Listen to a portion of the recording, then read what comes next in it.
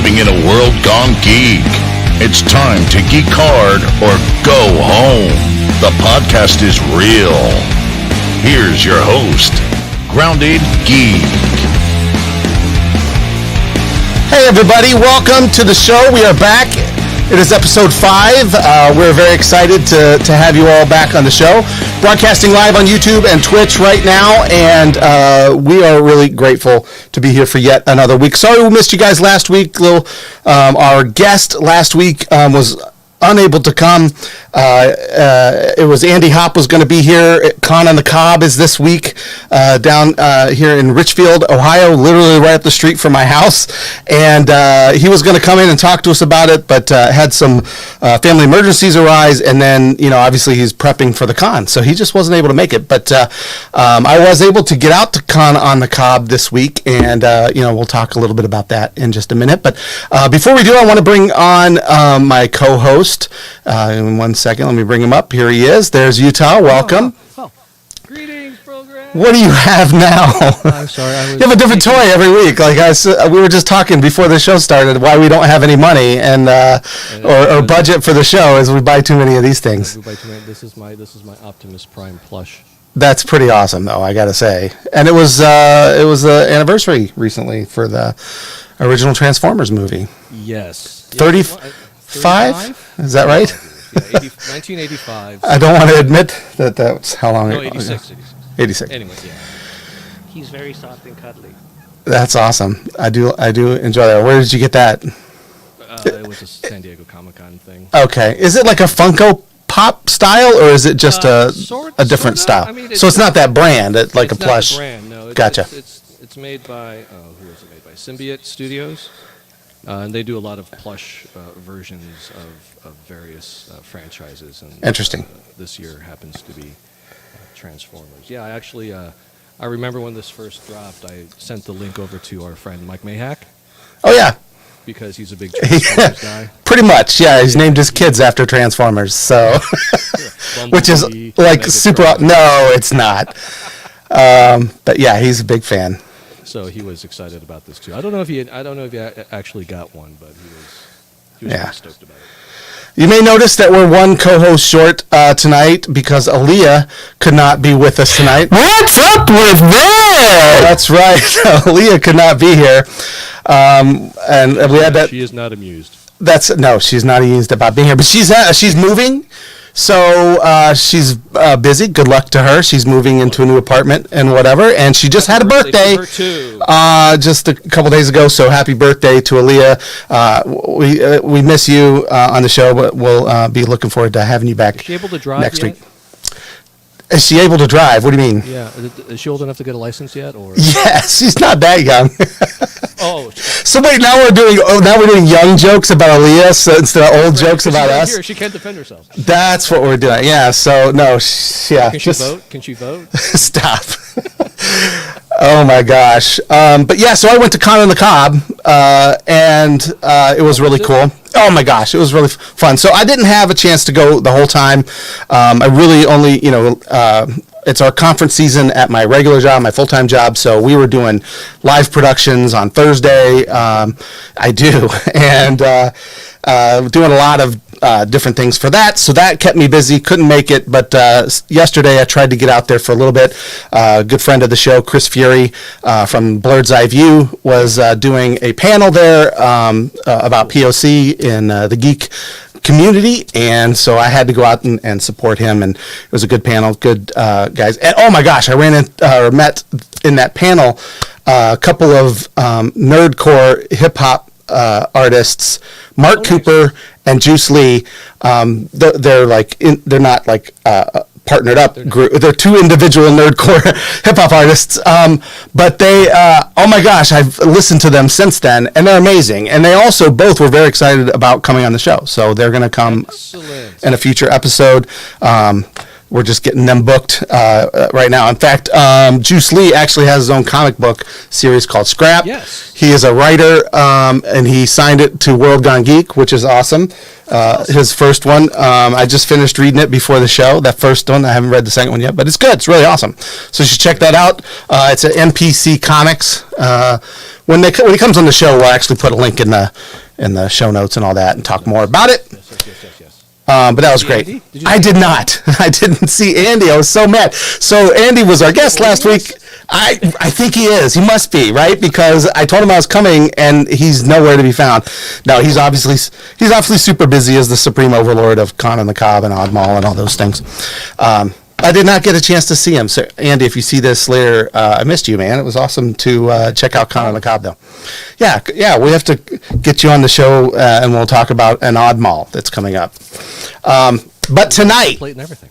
that's true. We do. I just changed the date and title and put it in there. Yeah.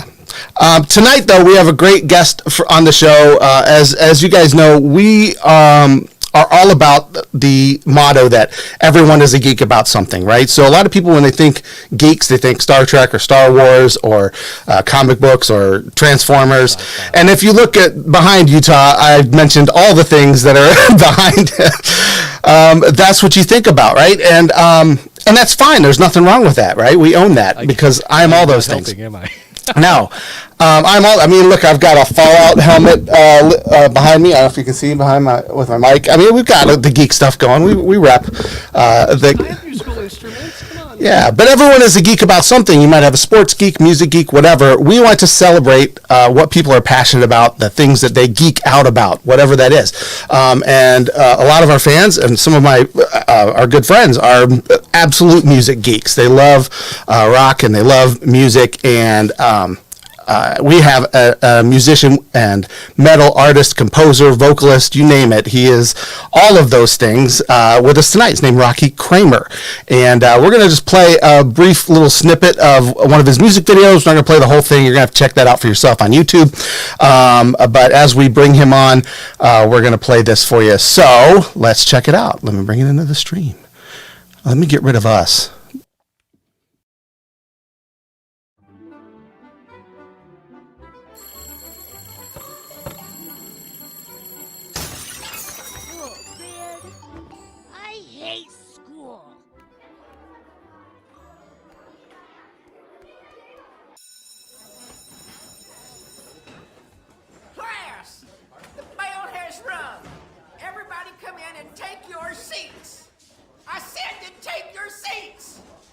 This applies to you too, Mr. Kramer. Well, I'll tell you what, I'm fed up with the shenanigans and the screwing around. Time to put on your thinking caps. Mr. Kramer, sit down, please. Rocky, Rocky, Rocky, Rocky.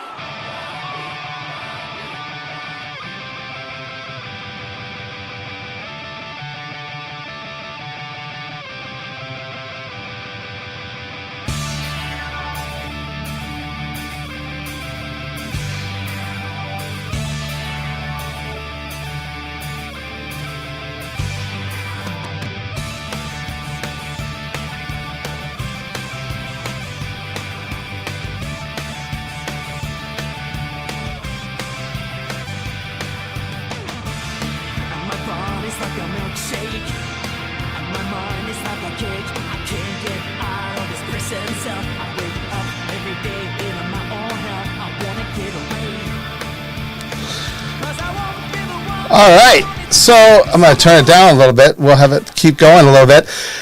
But I'm loving that whole vibe at the beginning, right? It was we were just talking about beforehand how nostalgic that made me feel. That was like when MTV was still cool. Remember, like that just totally took me back to like when they played music videos. When they did, right? Yeah. So please welcome to the show, Rocky Kramer. Welcome to the show, Rocky. Thank you. Hello, fellow humans. Rocky. And yeah. not in animated form, in real life human form. That's right. That's right. In Norwegian form. No. Awesome. It must be cool to have a name like Rocky because there's a chant built in already for you, like that everybody knows, right? Everybody knows it's a chant for Rocky, and so. Exactly. That's what it's all about. You want a name that people can chant. There you go. Right? All right, man. Well, welcome to the show. Really enjoy your music, but I want to talk about your story. I want to talk about like why you kind of got into this, why this is a passion for you, why you geek out about this, and kind of some of those types of things. So tell us your story. Tell us kind of when did this start for you? When was your first introduction to music? Ooh. So I'm from Norway. First of all, I'm from the third largest city of Norway, which is Trondheim, and it's maybe about 100. Or back then it was about 150,000. I think it's about 2,000 now. Not 2,000. 150,000 now. It's about 200,000. There you go. Everybody go. Yeah. Everybody left. So it's a small place, but it's kind of a rockin' place, and there's a symphony orchestra there, and my father was the first violinist in it. Wow. So that's kind of how I started on the violin.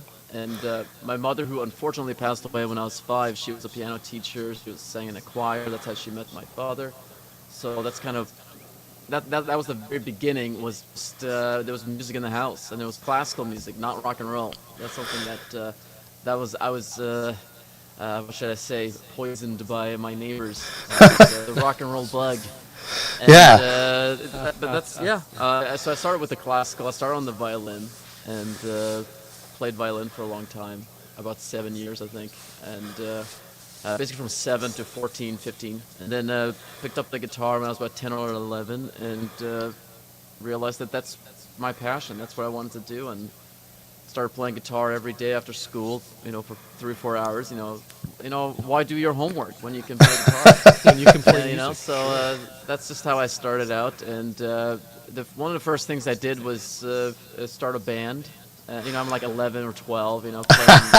Playing a band. It's like this is cooler than playing, Vivaldi or something. And I love Vivaldi. Don't get me wrong. Sure. I love that stuff, but I just fell in love with the sound of an electric guitar. I love that distortion and which kind of, in some ways, it kind of sounds like a violin in a way. It's just Yeah. it's a great sound. I love it.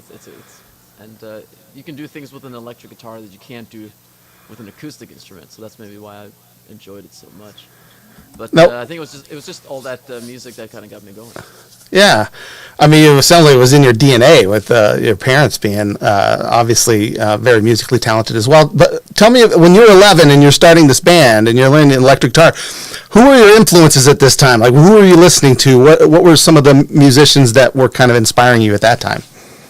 Well, if we're gonna talk about geeky stuff, I'm a very, very huge Kiss fan. Like I Nice. generally know more about Kiss than I know about myself. And, I might know more about Kiss than Gene Simmons knows about Kiss. So that was always like that was my first my first favorite band, and that's where I Nice. started. And of course, I was listening to Pink Floyd and the Beatles and a lot of the British music and.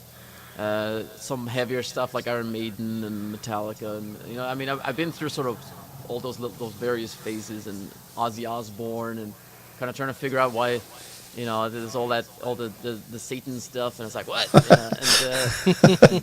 But he's like he's wearing a cross. It's like he's a Christian, but he's singing about Satan stuff, and it's like okay, Right. okay, I don't understand it, but he can do whatever he wants, but it sounds cool though. Right. So. But yeah, I don't think Floyd was a big one, definitely because of just how the music is written and composed. A lot of it takes advantage of synthesizers, and they're using, sometimes it's just like a very long chord, and the chord is just kind of almost puts you in a trance, and I think that's something that I could really get into, because a lot of times we listen to music just in the background, while we're doing stuff. And a lot of people these days, they listen to the music, or they listen to music when they're on their way to work or to school or whatever, wherever they're going, to the grocery store to buy Snickers bars or something. But it doesn't matter. They like listen to music in the background. But Pink Floyd, you can't just put that on in the background. You have to be in a quiet room, and good speakers, and really enjoy yourself. Now, did you? You said like that you originally started with violin. Was that instrument one that your dad was like encouraging you to play? Was he then also encouraging when the guitar came along, or was there any pushback? Was he just glad that you were still doing music? He was definitely in favor of me playing the violin, and that's really how it started. Was he actually wanted to teach my brother to play the violin, and my brother, who is 2 years older than me, he picked it up, and he was my father was trying to teach him how to play it just in like an ambulance sound, which is really just a finger up and down. It's like like that, and my brother was kind of like trying to figure it out, and I'm just watching this. I'm just playing my air violin as a 5-year-old. I'm thinking, I can do that. And I said, can I try it? And I picked it up, and I just right away just. No, I'm just kidding. So the first thing is what happened is that my father realized that I should be the one playing violin, and because my mother was a piano teacher, she played beautiful piano. It made sense to have my brother play the piano, and of course he started playing the piano, and he immediately knew how to play it. So it was just interesting. For some reason, I was the natural on the violin, and my brother was the natural on the piano. It was just we just had to figure that out because I always struggled on the piano. So for some reason, my brother can do it perfectly. He has no issue with it. Huh.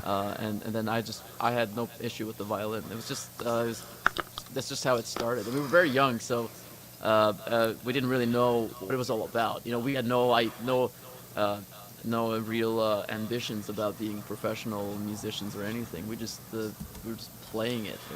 It was new to us, like because all the other kids, they were playing soccer or something like that.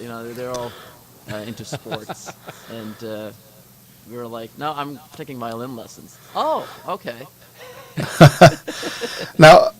So what did your dad think of the guitar when that came along? Okay, so.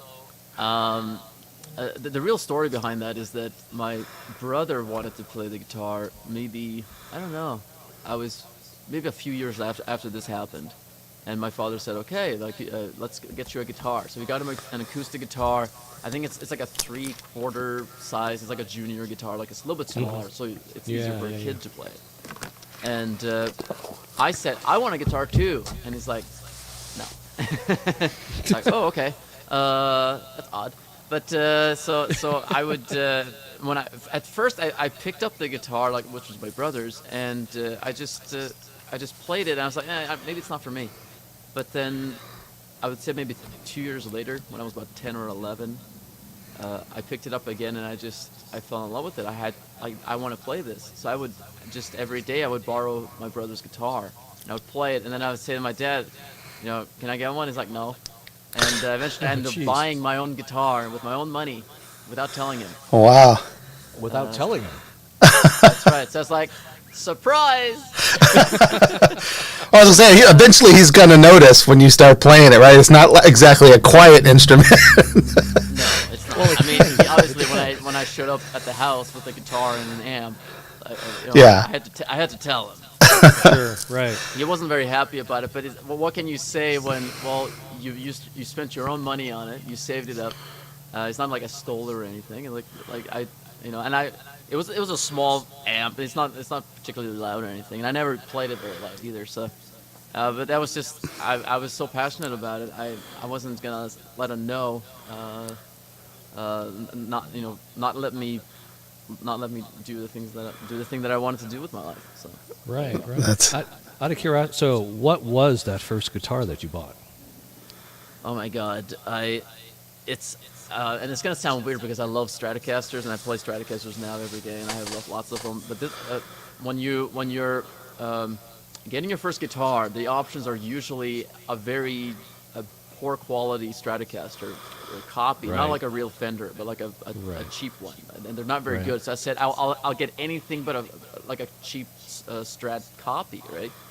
And they said, okay, we have this thing, and he goes like in the back area, and there's like a bunch of boxes, and it's like, we have this one guitar. Do you want this? And I said, whatever it is, I'll take it.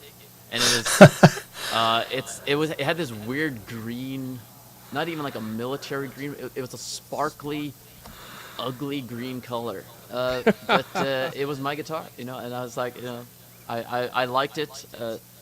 It did the job. Right. It was probably the equivalent of like a $200 guitar, which is very like the low. It's not the very cheap ones that are maybe like $100 that you should never buy because they Right, basically 'cause- will cut your fingers up, Right. because they're not done very well. But it was just it was like the very at the bottom of like beginner guitars, but it was fine. It was good, and I really enjoyed it, and that's really what it was all about. And that's really how I developed that foundation on the guitar. Because before that, I was just borrowing like my friend's guitar. The school had an electric guitar, and I would stay after class and play the guitar. Which is a weird thing. So so this first band that you started, what was the name of it?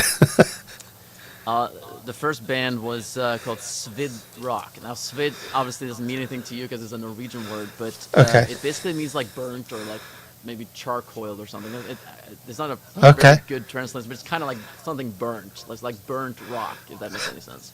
All right. Because you can't really burn rock. But anyway, I do want to say that the guitar was a Les Paul double cut, just to mention that. Oh, nice. Is that so where your it's, love for Fender started then? Was it, well, that $200, it probably wasn't a real Fender, was it? No, it Or was wasn't. it? Absolutely Yeah. not. It was made by a company. The company was Reno Guitar Technology, and it was the RGT. weirdest thing. I maybe 6 months later, I found it in a catalog for that particular store. But I've never seen that brand anywhere else. Anywhere It's else? Like this fantasy guitar, It's like, where did this come from? It came from Narnia or something. It was destiny that It was destiny, you and this exactly. guitar would meet. They went Put you they on went the into the side. back and took it out of a wardrobe and That's right. They opened up the wardrobe with a magical It's portal. been here for 200 years.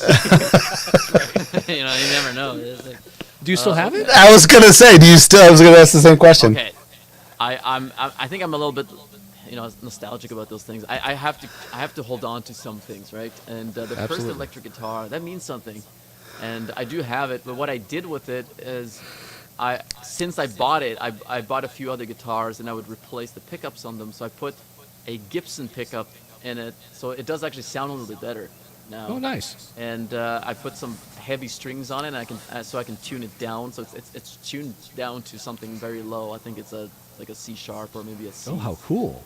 So it has I said I'm not gonna play it unless I give it a purpose. So the purpose is that it's tuned down, and it's just so it's actually kind of cool. And but I don't know if you'll ever see me on stage with it, but maybe. That'd You be never cool. know. That'd be cool if you had a song that took advantage of the tuning. Yeah. Very cool. Absolutely, I have thought about doing that. I'd also kind of been looking at 7 strings and things like that, just to kind of expand on that. Oh, fun. Interesting. Very Yeah. Well, that's amazing though to hold on to something like that. I mean, that's kind of the one that started it all. I mean, you don't want to. There's things that I wish that I still had from back when I was a kid. You know what I mean? That meant so much to me then, and it's like, why didn't I keep that stuff? Especially since, as we've talked about, like I'm into tons of geek things. I went to see Star Wars in the theater when it came out. Like that's how old I am. And so I had all these figures. I had you're older than me by 12, or not quite 12 months, but anyway. But I had a Millennium Falcon. I had an AT-AT, from Star Wars, like these things. And then, now how much those are worth. But the thing is, yeah, they would be worth a lot. But if I still had them, like, I don't think I could sell them. Like there's, you know what I mean? There's something about it, just that you had, this passion for it, and it sticks with you for your whole life. Yeah. So how many guitars do you own now? Like, just obviously you still have this first Look at one. that smile. He's like, Yeah. It's tough because, you never think that you're gonna get to that point where you don't keep track anymore, but it does happen when it comes to something, especially when it becomes your living and you start getting, I started getting guitars because I was looking for something specific, and then after a while you find something that has maybe it's made out of a certain wood or something. So Right. I endorse Fender, so I do have a lot of Fender guitars. I think I have, Nice. I want to say, 4 Stratocasters, and I have 1 Telecaster. That's 5 right there. And I also have a jazz bass, which is. Oh, nice. I mean, I play a little bit of bass. I don't consider myself a bass player, but I do. I like to play. But bass. you can. Yeah. I can. Do you I have can any handle Jaguars it. or I play it on anything, or demos. mostly That's what I do. Oh, nice. What's that? Do you have any Jaguars, or are you mostly a Strat guy? I'd like to get one. I want to get one at some point because they do. I like the way they sound. I like the way they look. So that was actually what I wanted. The first Fender I ever wanted was a Jaguar, and I. Oh, really? Just, I for some reason didn't pick that, and then I picked up a Stratocaster, and I said, I think this is maybe more for me.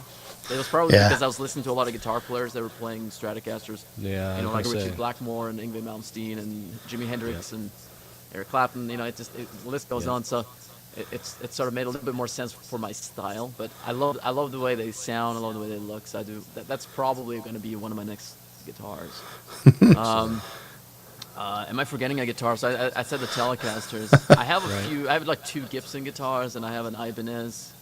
Oh, nice. And I have a Guild 12-string that I got for my birthday, which is a beautiful, beautiful guitar. I always wanted 12-string, so that was. I don't know, 12 strings sound amazing. They can really. There's just something yeah. about the 12 strings. It's just amazing because when you play on a regular acoustic, it sounds nice. It's nice, but when you play 12-string, it's like whoa. Oh, it's crazy, right? It's just so different. Yeah. Just It's very volume and different. fullness. Yeah, and I never really thought about it so much until I started playing them myself.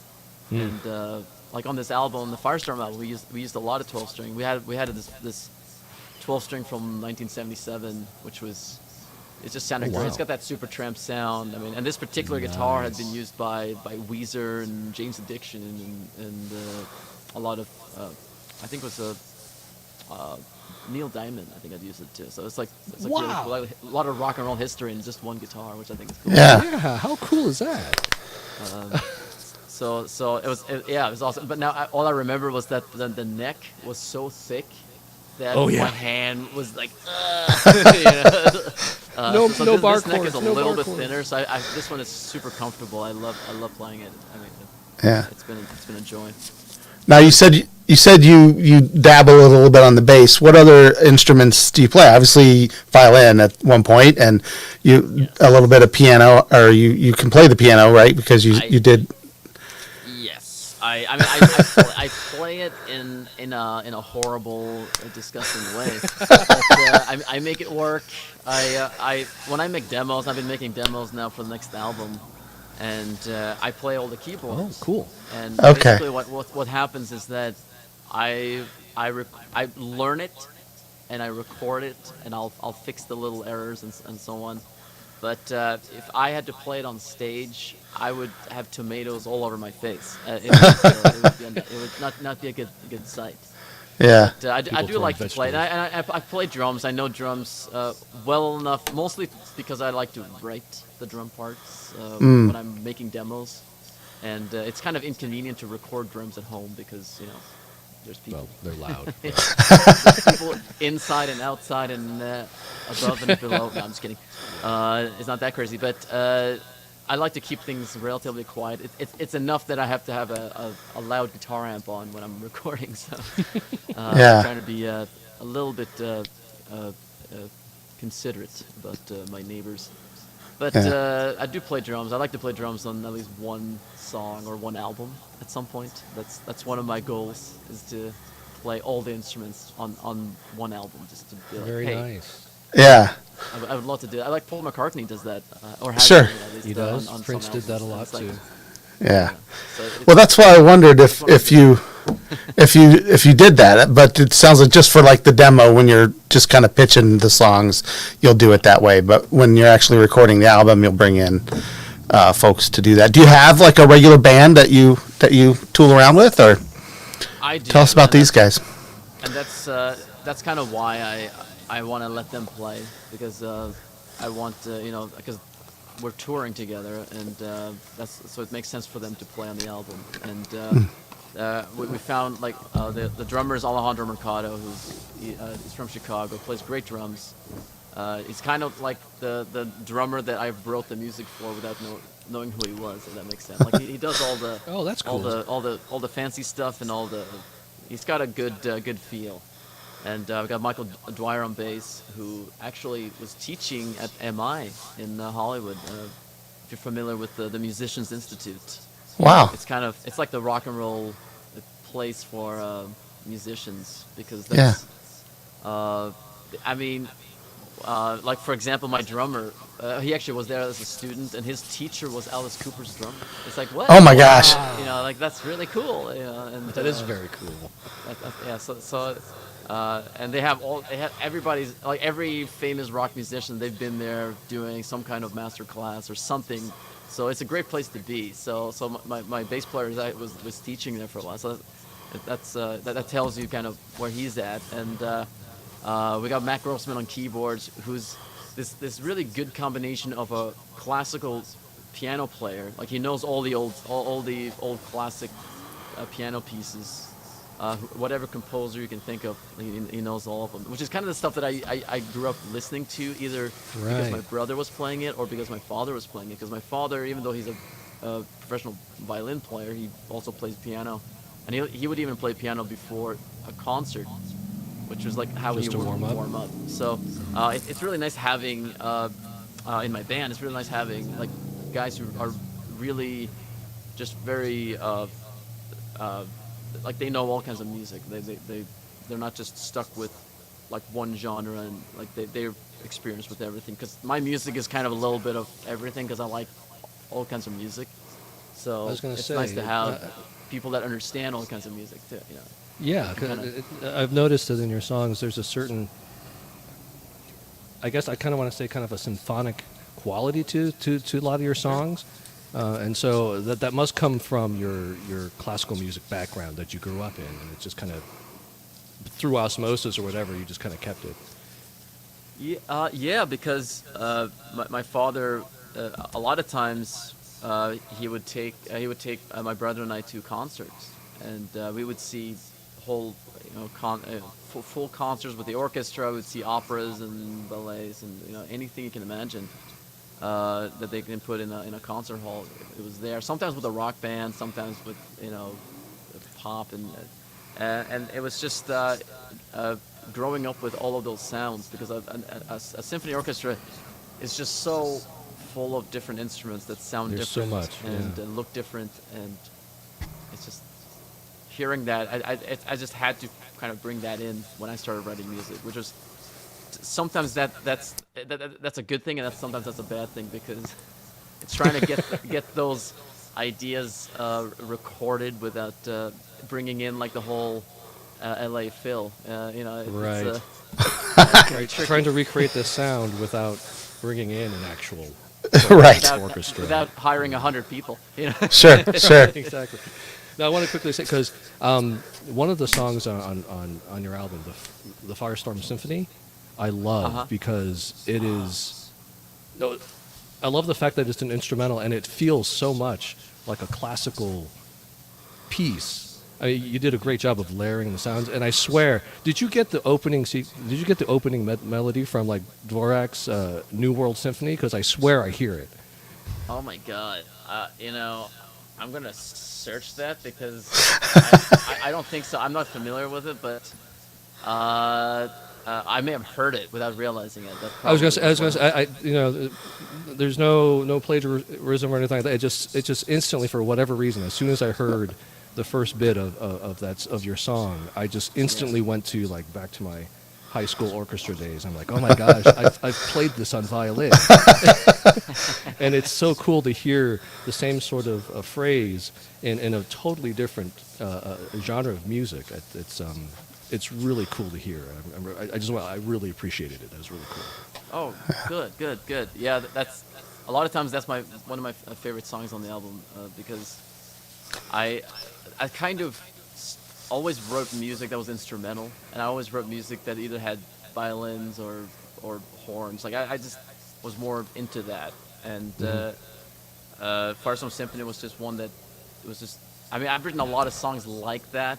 There's going to be more of that on the next album. It's cool. It's very symphonic, and you're going to hear a lot of instruments, and hopefully I'm going to have my dad play violin on it. That would be really. Oh, nice. how cool! That's the goal.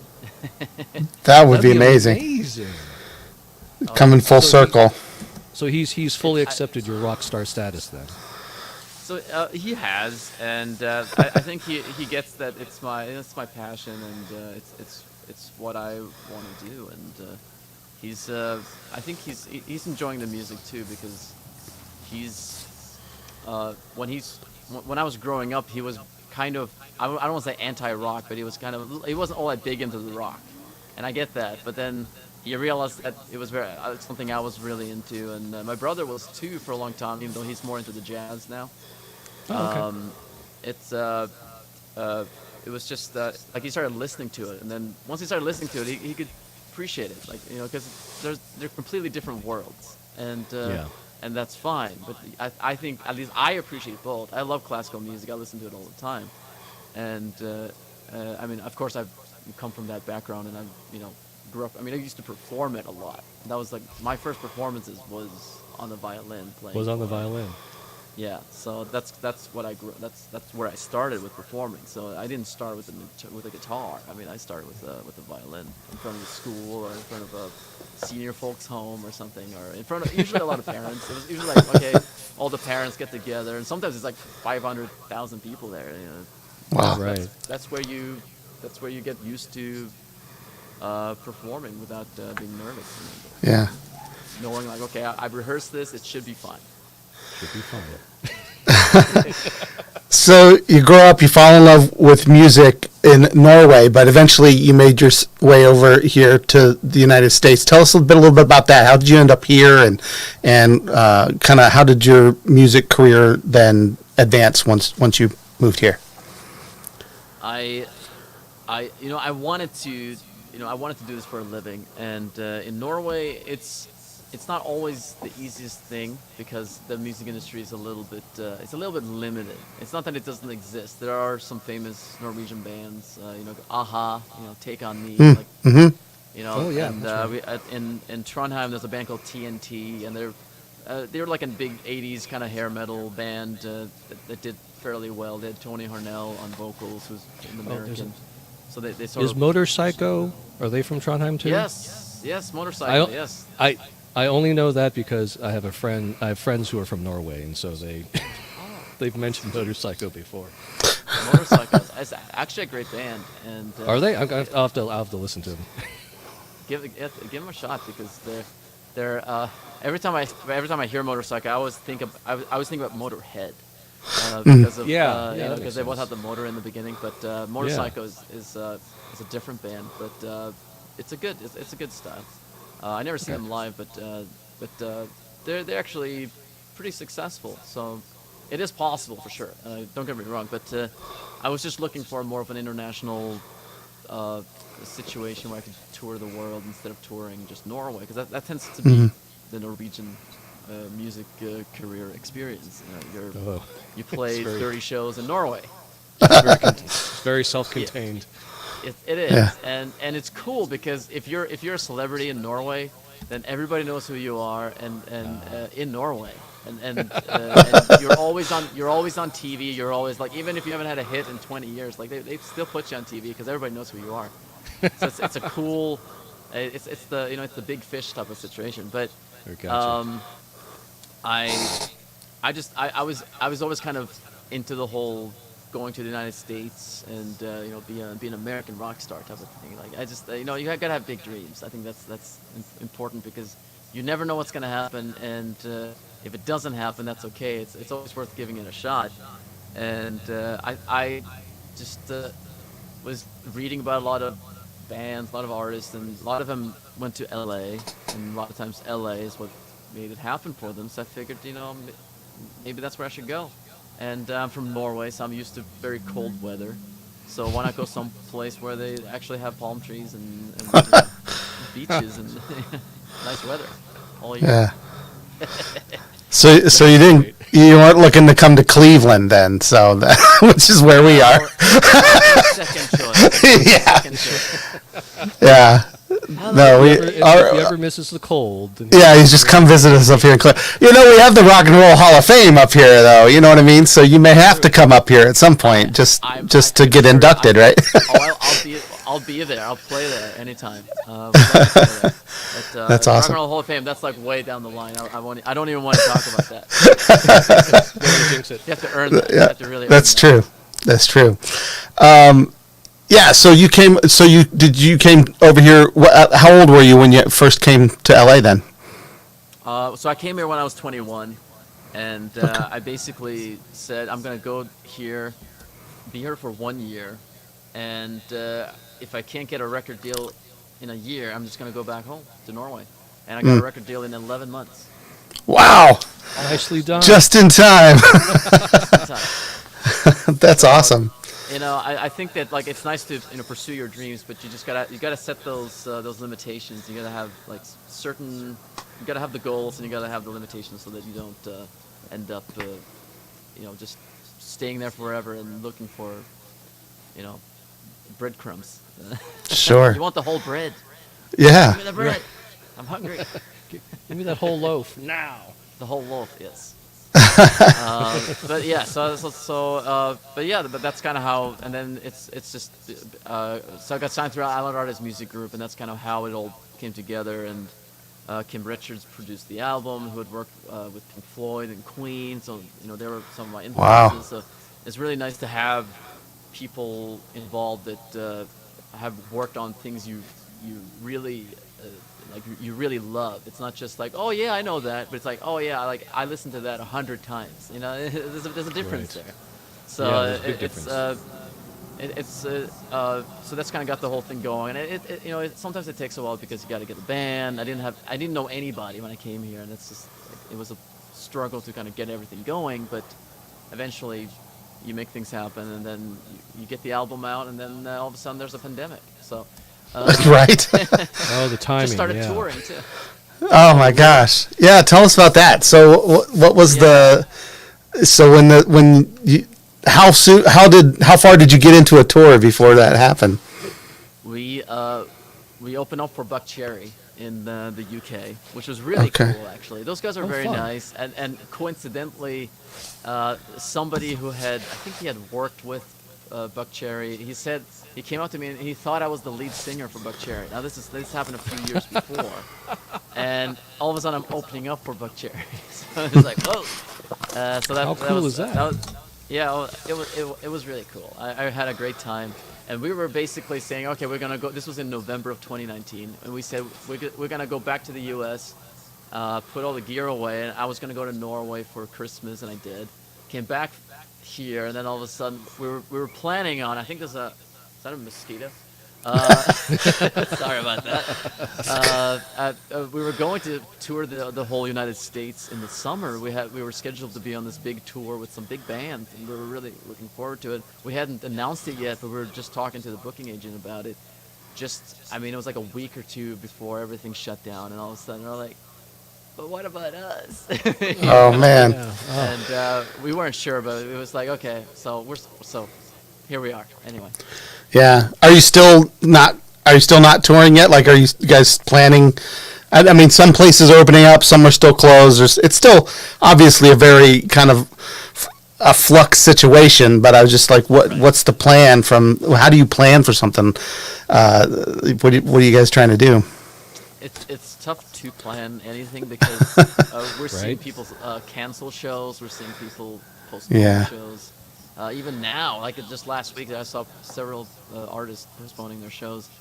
So we're kind of we're waiting a little bit. I've been on Twitch performing once a week, and which is a different type of performing because normally I'm in front of an audience, and now it's like I'm in front of a camera, and then there's Right. people in the chat, Yeah. and that's all you get is whatever people say. Uh-huh. So they might Very different. just close the window because they hated it, or they might think it was awesome, but they're watching it on their TV, so they don't want to bother writing something on their phone. Like, you don't Sure. know. And then you got a lot of people that do write things, and a lot of people do requests and so on. So that's kind of been it's been my relief. It's really helped me a lot because I'm so used to performing. I've been doing it my whole life, really. So Yeah. not being able to do it for so long, I don't think I could have survived without it. So it's a nice way to still be able to rock and roll just in a very safe, In a different way. Yeah.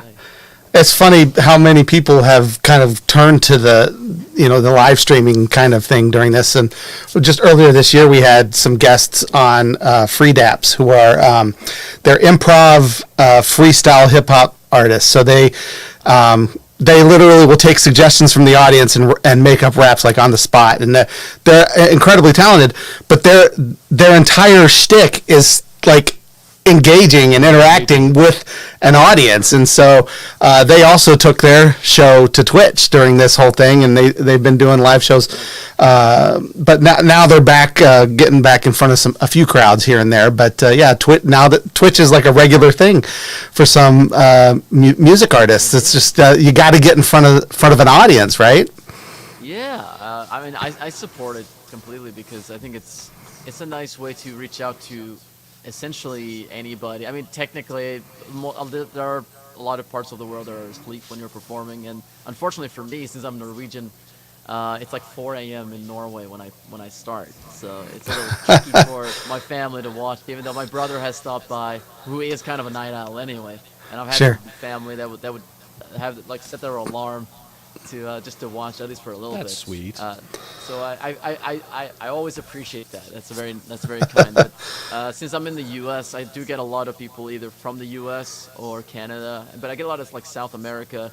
So there's this combination of people that come in, and there's always different requests and people. I mean, I've learned one thing that everybody listens to different types of music, so there's always a different band that's suggested, and I try to learn things if I don't know the song, and if I do know it, I try to play it so people feel like they're a part of it. It's not just a controlled set list. Like if you go see Metallica, like you can't just go play Seek and Destroy. Like Right. Because they have everything figured out beforehand. Right. They've got a schedule. Yeah. It's like everything is figured out beforehand. So it's kind of nice doing something spontaneously. Like there was one time when somebody said, "Oh, can you do Celine Dion, My Heart Will Go On?" Now, that's not a song that you would hear from a guy like me. That's something you want to hear Celine Dion doing. But Right. I said, I mean, I know the song, at least I've heard it many times. So I figured, I'll do it. That's awesome. So it's one of those things. I never would have done that if I was just performing with my band, because we always play original music. I mean, we do some covers here and there, but that's more just for the fun of it. Yeah. So it's just it's a very different thing because I'm just doing things. It's more fun. I'm trying to keep it casual, and it's a casual Tuesday rock and roll experience. Yeah. So who's currently touring that it would be your dream band to tour with, like to be whether it's opening or just be on a bill with? Who's that dream band for you right now? Who's still touring? And then let's do it twofold. Who's still touring, and then of all time, like if you could be at any point in time, who would it be? And maybe it's the same band. I don't know, but I think and it's an interesting question. I think I know one of those answers. Yes. I think if it was any band in history, I would love to open up for Pink Floyd. I think that would be an amazing thing, even though I don't know how the audience would feel about it, because it's like I don't know what Pink Floyd fans are like when it comes to opening acts, because they're there to see Pink Floyd. Sure. But I think bands that would be more compatible, that are I think would be a good fit for me, I would say like Dream Theater, Yngwie Malmsteen. It would be a Deep Purple. I don't know Deep Purple. I don't think Deep Purple performs anymore, do they? I'm not even sure. I don't think they perform live anymore. I think I looked that up a few months ago, and I think they haven't toured in several years. Yeah. But it's like I they think have almost a decade now. I mean, Kiss is touring. I would love to open up for Kiss. That would be an amazing thing. Wow. Yeah. That would just be, incredible, just as a fan. But also, I think that my music was influenced by Kiss. There's definitely a symphonic element in my music that you'll never hear in Kiss. Except maybe The Elder, which was their concept album with Bob Ezrin, but which wasn't wasn't a fan favorite, or maybe it's a fan favorite if you're like a really dedicated fan, but it's not the one that. That's a very deep cut. Yeah. It's like that's the one that whenever they do acoustic sets or something, like when they do the Kiss Cruise, and they say, "Oh, what song do you guys want to hear?" There's always somebody saying, "Play something from The Elder." It's like, why? You know? And they're like, we don't even remember that. Exactly, that's exactly right. They don't. They're like, how does that go again? And they maybe half of the songs. That's not something we have memorized. That's great. Yeah. Yeah. So what are you most excited about for the future then? Obviously, getting back on the road has got to be part of that, but what can we expect from Rocky Kramer next? I think the two really important ones are right now that I'm working on. One is I'm working on my next album, which I think is going to be a really. It's kind of like when you make your first album, you learn a lot, and you know there are things that you know. Okay, I'm going to work on that next time. So I think that this next one is going to be something really special. So I'm looking forward to doing that. There'll be more information about that soon. But it is a concept album. It's currently about 70 minutes long, so it's a little bit longer than Firestorm. Firestorm was about 60. So that's really cool. The other one that I'm also very excited about, because I'm not only a musician, but I'm an actor, and I'm gonna do a movie called Rockin' in Time, which is it's like a rock and roll time travel adventure. So stay tuned for that. We haven't That started sounds filming fantastic. Yet, yeah, so Rockin' in Time, you can check it out. There's a website and all those things. Oh, that's it. Yeah, what's the web? Tell us what the website is. Is it just rockinintime.com? You know, or? if for some reason it was available. Yeah, rockinintime.com. And, Awesome. It's Rockin' in about Time that? on all social media, so stay tuned for updates on that.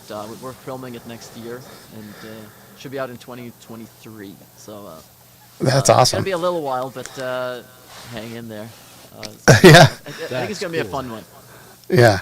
Well, tell folks where they can find you as well. Your website, your social medias. Like, how can they find Rocky Kramer? Sure. RockyKramer.com is the easy one. There should be a link there to everything. It's usually Rocky Kramer, so it's Rocky Kramer on Instagram, Twitter, YouTube, Twitch. Don't forget to follow me on Twitch and watch me live every I Tuesday just night. followed. Yeah. You did. I appreciate that. And then on Facebook, it's Rocky Kramer Official. So that's the only one that's Awesome. different. Oh, and TikTok. Don't forget TikTok now. Oh, that's right. Yeah. Are you? TikTok? So are you? Yeah. What time do you go live on Tuesdays? Did you say again?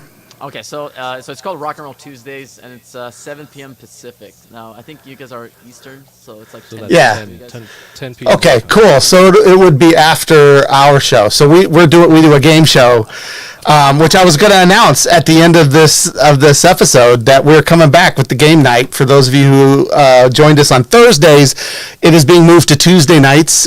So we'll be on Tuesday nights, so you can watch us, and then we can. What do they call it? The Twitch, the follow raid or whatever it is. Raid Rocky. Yeah, we'll raid Rocky's show right after. That's right. Well, we'll be done a little bit. We'll be done well before 10. But we're old. You know, we want to go to bed early and just. No, I'm kidding. At 9:30. That's right. No, but yeah, so we're back for that. That gave me a chance to announce that. That was awesome.